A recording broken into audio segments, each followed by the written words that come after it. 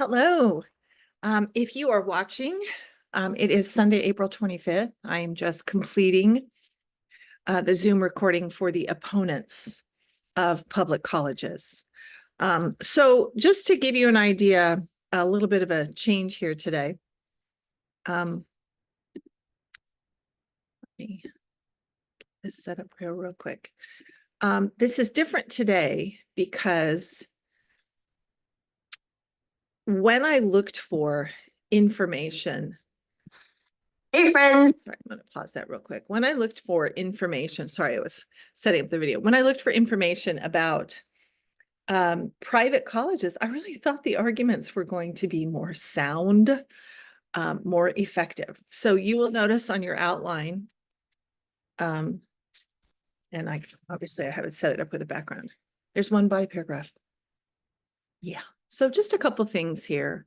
Just because I didn't have more quantity in arguments doesn't mean the quality of the argument is not there. The quality of the argument is there. There just isn't as much of it. And then I thought, what a great way just to kind of end August. What a nice surprise for those of you who missed class. And let me just take this moment to say, I know summer is over and I'm completely relieved. And if you missed all summer long, then you lost ground. It's really simple. But if you're not motivated to do any work anymore, I don't know why you're in my class anymore. So I think you need to really do a little soul searching.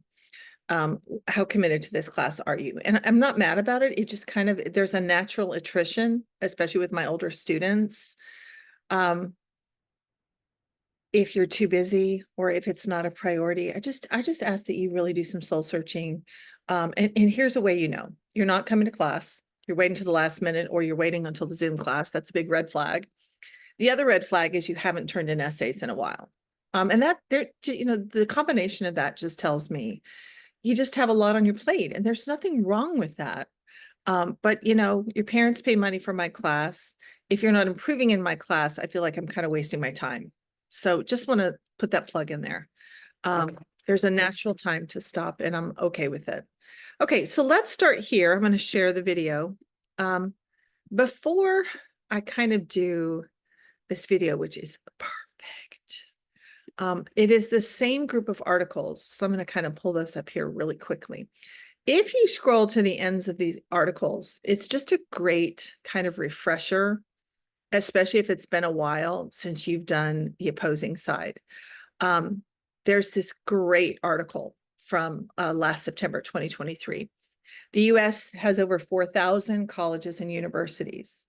And it's a daunting task to say, well, what's a good college? What's a good public college? What's a good private college? Here are this is just a great chart to, what's the difference? So I don't know if you've done, our proponents of public colleges yet, but the same kind of strategy is going to apply. We're going to compare them side by side. It's called analogy in AP English. So public colleges, as a reminder, are funded by the state and federal government, which means they have lower tuition. Fantastic. The only scholarships that I know of are valedictorian. I know because my son was valedictorian. If you go to a Texas school, your first year is free. Other than that, what you gain tuition-wise is with AP courses and dual credit. Most Texas schools, if you are in Coppell or the surrounding area, will take your AP credits as long as it's a 4 or 5, and will take your dual credit. So you could hypothetically go into college a junior, or not a junior, like sophomore, second semester sophomore. I think that's the best I've seen so far, which is going to save you a lot of tuition. Okay. More research opportunities. We talked about public schools being really being responsible for 66% of the research in the United States, which is significant. Really cannot compare to private schools with 2 exceptions, Johns Hopkins and Cornell. Obviously, you're going to have larger class sizes at a public school. You have 50,000 on a campus like Texas A&M or UT Austin, then you're looking at 200 students in a freshman class. More degree options. Well, if you have 50,000 students on campus, you have to offer more degree options. And that's the size and scope of the campus, which means you're not going to have quality time with instructors. Private colleges, on the other hand, are funded by these high tuition, and tuition's never been higher. If you did my other class on proponents of public colleges, we talked about in 2023, admissions rates rose from 2023 to 2024, 7%. There were 7,541,000 applicants last year. Well, if you're a private school, especially if you're an elite private school, you can raise your rates.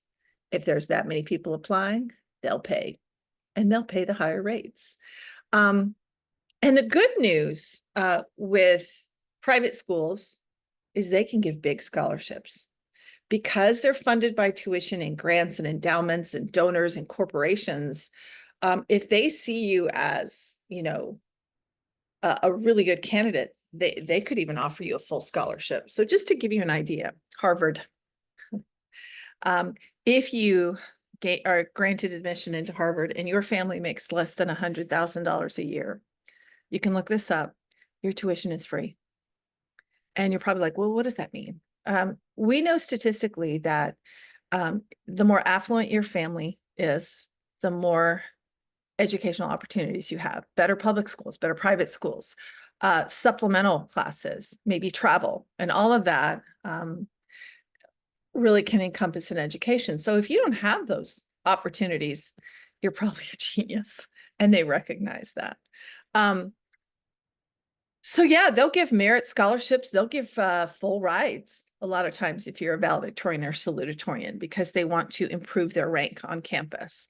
They have fewer research opportunities, smaller class sizes, typically fewer degree options, but they are specialized, and more one-on-one time with professors. So I'm going to go back to my advanced document here and really just play the video, and we're going to kind of go through the video because it kind of breaks it down. Hey friends, it's me, Caroline. Welcome back to College Prep. As you may remember, last time we talked about the difficulties of choosing colleges and the pros and cons of public state universities. So, what do you think we could possibly be talking about today? Any guesses?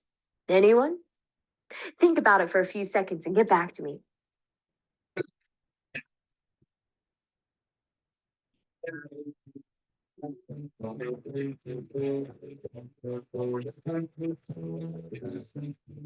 That's right. Today, we're obviously talking about private universities. First off, what is a private university? Unlike public universities, private universities are not funded by federal or state governments, although they can still receive tax breaks, public student loans, and grants. Many of the oldest colleges in the US were private universities, such as Harvard University, Princeton University, and Columbia University, among others. Originally, they were established to educate religious ministers, but also trained many lawyers, politicians, and planters. At that time, only white men were accepted into these schools. In the 19th century, however, colleges like Mount Holyoke College and Oberlin College started allowing women and African Americans in their student body. Now, nearly 5 million students attend private universities. Some of the most famous private universities are the Ivy League schools, which we mentioned in the last video. You've probably heard of most of these from Ms. Petty, who's dying to say that her neighbor is at an Ivy League school. But there are plenty of other highly ranked private universities, such as Vanderbilt University, Stanford University, Duke University, and more. So, without further ado, let's dive into some of the pros and cons of attending private universities. Let's start with the good news. Pro number 1, smaller class size. Unlike public universities, private schools typically have a much smaller number of students in individual classes. This allows you to receive more attention from the professor. You can ask more questions and get direct feedback. Which leads to pro number 2, relationships with the professors. With the smaller size of private universities, professors have more time to spend with individual students. You can build up a mentor mentee relationship with your professor that can last for years. For example, I went to a tiny private university for my undergraduate degree, and I still get advice from my professors today. Sorry, y'all. Pro number We three, tape at home. availability Kids of walking. classes. At private schools, it is less likely that classes will fill up than at larger public colleges. It will be easier for you to get into the courses that you need and want. If you end up finding a favorite professor, you can sign up for more of their classes every semester. Pro number four, the close community. Because private schools are smaller, the student body tends to be much closer. You get to know your fellow students so well that they become like family to you. In my case, I ended up meeting, becoming friends with, and then living for almost 7 years with a girl I met from my college. And believe it or not, we still live with each other today. Pro number five, prestige. Ah, yes, Ms. Petty's favorite thing. Obviously, Ivy League schools are extremely prestigious, but there are also other well known private universities. Colleges like Johns Hopkins University, the Juilliard School, Carnegie Mellon University, the Massachusetts Institute of Technology, or MIT, among many others, specialize in certain fields like art, math, medicine, and more. Their alumni include renowned leaders in every field of study. Okay, well, now that we've talked about the positives of attending private schools, it's time to look at the not so bright side. Okay, so we're gonna kind of go through, break down. I'm gonna stop share, but I'm basically gonna go through the video with her. The other thing I want you to notice is as we go to, okay, that was, I just grabbed the wrong side, got up to.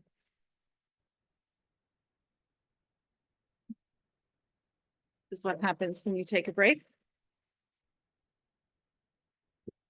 I just went to close the door on my family as I'm doing this at home, and I lost my outline. I just put it down somewhere and I don't know. Yeah. Yeah, there it is. That was just right there. Okay. So I'm going to show you where this is at in your article so that you know where I got the information. So it's always in the articles that I give you, everybody. Always, always, always. So as you scroll past this one, you'll notice it says private versus public school cost. Okay. We know that private schools cannot rival the tuition for a public school. However, even though private schools have higher tuition fees, they may provide more scholarship opportunities and financial aid options to offset some of the higher cost. Private universities are able to offer merit scholarships, and they just don't offer them in public schools because they don't have to. They're already giving you a deal with tuition. Public colleges typically offer a broader range of academic programs and majors for students. Well, they have to if 50,000 students are on a campus. But if you go to a private school, you're getting a specialized range of academics with a specific focus or niche. And here's the deal with public schools. You may or may not get your class offered. And if you do get your classes offered, you may be in a class of 200. And let me tell you, being in a class of 200 is very lonely because there is no intimacy. There is no one-on-one connection with your professor. They don't know your name. How could they? And they don't know who you are or how hard you work. You are a number to them. So as you kind of scroll down here, I love the argument here, enrollment and class size. At public colleges, obviously, really big sizes.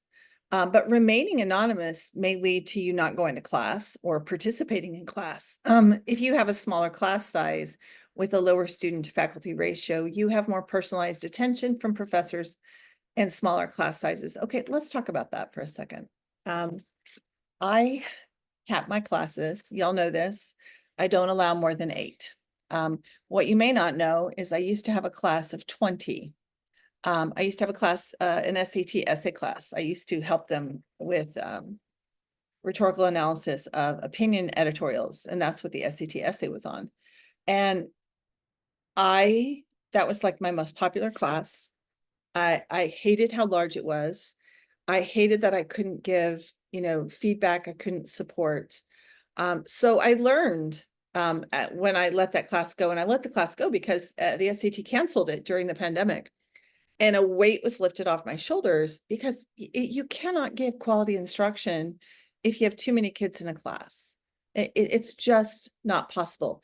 You develop a mentor-mentee relationship when you have smaller class sizes. And this is what the appeal is at your top tier schools. Extracurricular activities. We talked about that. We talked about, you could go onto a public campus. Yeah, you can get into any club, and no, you don't have to, put in a resume, and no, you don't have to get recommendations. But here's the deal. Maybe a private college doesn't have all these options. But once you're in an option, you do feel included. You have a sense of community and you have a sense of belonging. So the article I'm going to show you here is Attending an Ivy League School Worth It? Whoa. The short answer, yeah. An Ivy League degree remains the gold standard of American higher education. So I'm going to kind of show you where I pop that in on your, hello, I don't want you, outline here. Okay, so that article is really condensed right here in the lead. Brown, Columbia, Cornell, Dartmouth, Harvard, Princeton, University of Pennsylvania, and Yale collectively represent academic powerhouses with long-standing worldwide name recognition. Professors at Ivy Leagues tend to be the most influential and revolutionary minds in academia. Imagine taking, a psychology course from a Harvard professor versus a UT Austin professor. And UT is a good school. I'm going to tell you what's going to happen to, first of all, psychiatry class. You're probably not going to be in it if you have AP, if you're in the public college, because you probably got AP credit for it. You go to an Ivy League school, you get 0 AP credits. 0. And I mean 0. You start from 0, which is an argument for the other side. But the argument for private school is you come out of there with an incredible education, unmatched, unparalleled, because you are learning from the best. They're going to have 200 kids in a class at a University of Texas at Austin psych class. And the odds are pretty good you're going to get general knowledge. You get a Harvard professor in that same psychology class, you're going to get deep, rich, really intense knowledge. And I can assure you that I would not want to teach in that UT Austin class of 200, because I can just see kids on their phone being disrespectful of the professor's time, and of their energy in putting the lesson together for them. And I can guarantee you, ladies and gentlemen, that not a student at Harvard is going to have their phone out and disrespect that professor. It is not going to happen. It is unacceptable behavior. It doesn't happen at these schools. I'm not saying they won't get on their phone outside of class. They know better.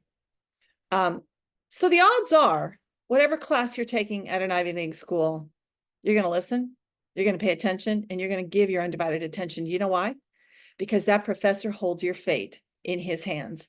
You may need his recommendation for medical school or law school, and you can't afford to offend or disrespect him or her. Another indeterminable factor is how elite students impact one another. Okay, we talked about in public schools, in the other side, how, and I'm going to stop share here for a minute, how public schools really allow different socioeconomic groups. You're going to have really smart middle, barely making it. You're going to have the whole, which is nice, right? There's nothing wrong with being the top of a public school. But if you go to a top tier school, you're going to be swimming with the sharks. You're going to be with the other valedictorian, salutatorian, and top students, and they're going to push you to a higher level. and they're going to push you beyond the scope of what you would normally do. Can you imagine the conversations in that class? Can you imagine the conversations with your professor? So what they have found at these Ivy League schools is that is immeasurable. They select students because they believe these are the future captains of industry. Don't believe me, the data supports my claims. Ivy graduates tend to land higher paying first jobs, and also at the midpoint of their career, they're making higher salaries by tens of thousands of dollars. So is it just the top 8? No. There are some great universities. Stanford is not considered Ivy. Vanderbilt is incredible. Northwestern, Juilliard, Johns Hopkins, MIT. None of these are Ivy, and they are incredible schools. So private colleges that have high rankings can offer benefits. And we talked about return on investment. I know that we're looking at $500,000 plus if you go to any of the schools I just mentioned. Minimum. Are you going, is that $500,000, that $500,000 investment going to pay off? More than likely. Absolutely, more than likely. So one of the strongest arguments is size. And I'm going to give you the same argument. Those of you who are in public school, you know what it's like to be in a class of 30 or 40. My daughter was in a class of 25 in her high school. She graduated with 300 kids. I graduated with 800. I remember somebody telling me, I went to high school with you a couple years ago. And I was like, okay, I don't know you. How can you know everyone in your class? My daughter would have graduated at TCA with 100 kids all the way up. Everybody knew everybody. Teachers knew her, supported. This is what leads to richer discretion, personalized attention, consistent interchange of ideas, insight between students and professors. Private universities can create these close-knit communities, which cannot be duplicated at a larger public campus. When it comes to academic programs, yes, public schools offer more. And by the way, I'm at the outline. If you want to follow me, I'm on number 2 at the outline. They do offer more options, more majors. Here's a funny aside. They don't always offer the classes at the nice times that you need. And get this, if they fill up, you're out of luck. I had one class, a British Lit class that I needed. They didn't offer it. And I was like, it was in the summer. And I had a job offer. I got an internship and I had a job offer. And I was like, I went to the registrar and I was like, what do I do? I just need one class. And she's like, well, you can get a professor to sign on for a correspondence course. You can do it. And I was like, okay, what's a correspondence course? What do I do? So I found somebody in the English department who would sponsor me. And I said, I need a British Lit course, curriculum. And would you sponsor me? And can we do a correspondence class? So probably back then, and we didn't have online classes back then. Back then, he was basically, okay, you're going to read these 6 books. I'm going to pick out the books and you're going to write 6 papers and come in and we'll talk about your papers when you come in. Okay, so you're sitting there going, that doesn't seem like a bad deal. Okay, but what did I get out of that? Yeah, I read 6 great books, did the research, and yes, I got an A in the class. But come on, I didn't get any value from that. I didn't get instructional time. I paid money for nothing. And I think there's something to be said for that mentor-mentee relationship, that niche instruction, that specialization instruction, and the depth of content that you're going to get through at a private college that you just can't, it cannot be matched at a public school. Unlike public colleges who receive state and federal funding, this is private schools can afford scholarships. So let me give you a personal example.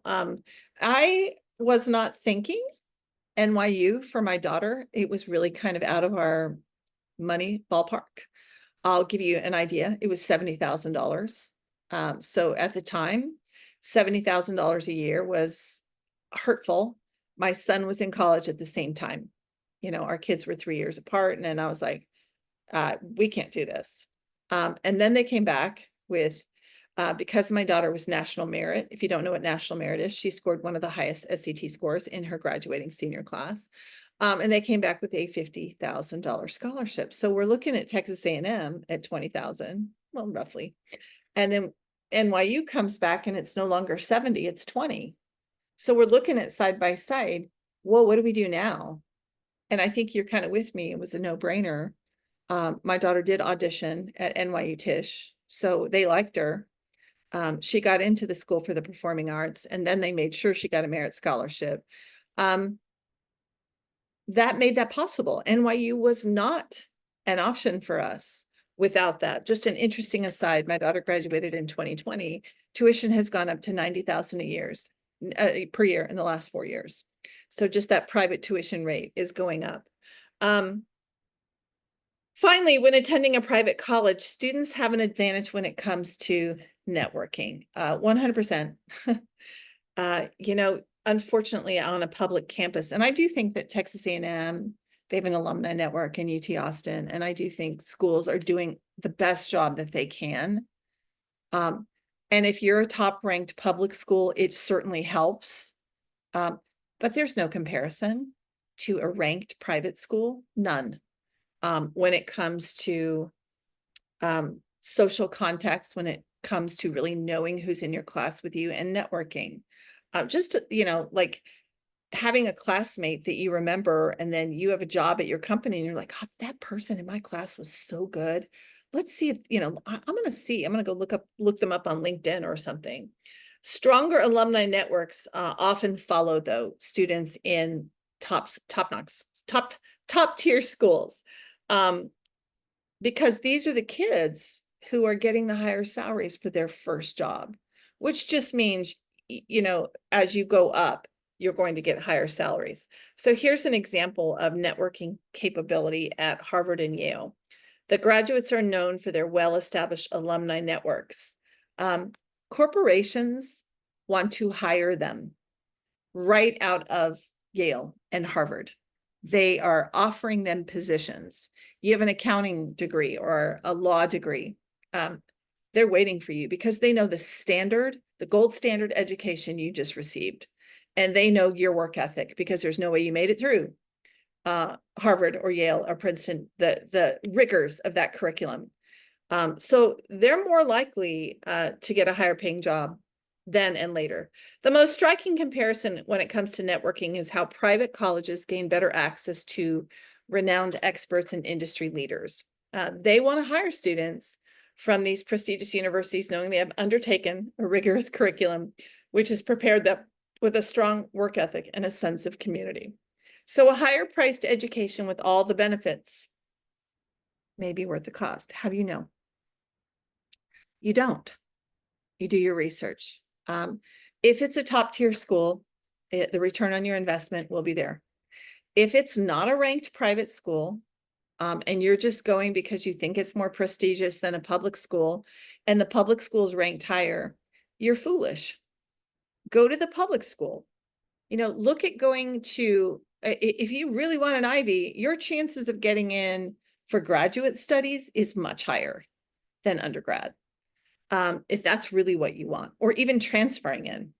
But I think that you have to look at the pros and cons. So when it comes to the validity of choosing a private college over a public college, there is merit to the claims that students will receive a more concentrated education with exemplary professors while being pushed to excel by competitive, like-minded classmates, whom they will be able to network with secure higher paying jobs. So let me just end with this. Those of you who go to a public school, I think you know that you're getting a pretty good education. And I also think you know that you're not getting the same education that Jesuit and Greenhill are getting. And you'd be foolish to think that you are. They are paying $30,000 a year. Okay, so they're getting $120,000 standard education. I guarantee you it beats Coppell High School. I guarantee you 100%.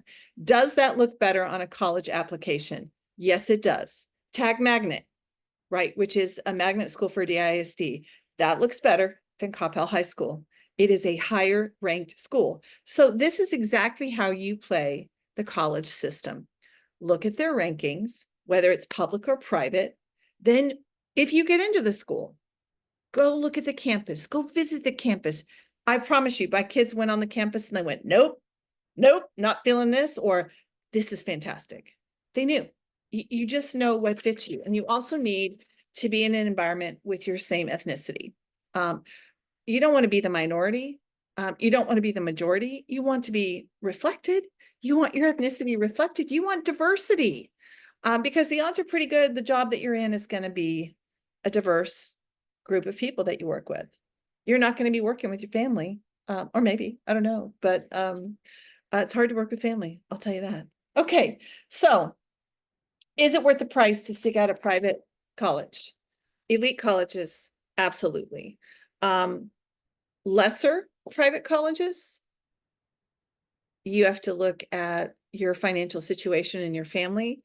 If that doesn't break the budget, if you don't have a lot of siblings, your parents are willing to pay that, then you make that decision, you make that call. But really, the bottom line is, what school are you admitted into?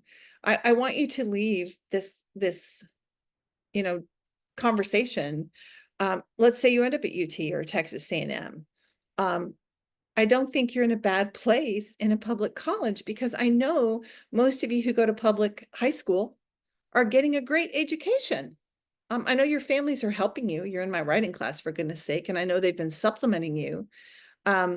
When you place a child into private school, the expectation is they are not needing supplemental material. So your parents are doing a lot of work for you, which is great because they know how to play the system. But if you're at an elite school, the work is kind of done for you. You just go up, get in there, show up and do your job, which is kind of nice, right? You're not having to work so hard. Okay, this concludes opponents of public colleges. And this actually concludes an entire summer of classes and August classes, and I am exhausted. And I look forward just doing a light topic in September, and I hope you've had a great start to your school year. All right, you're good to go.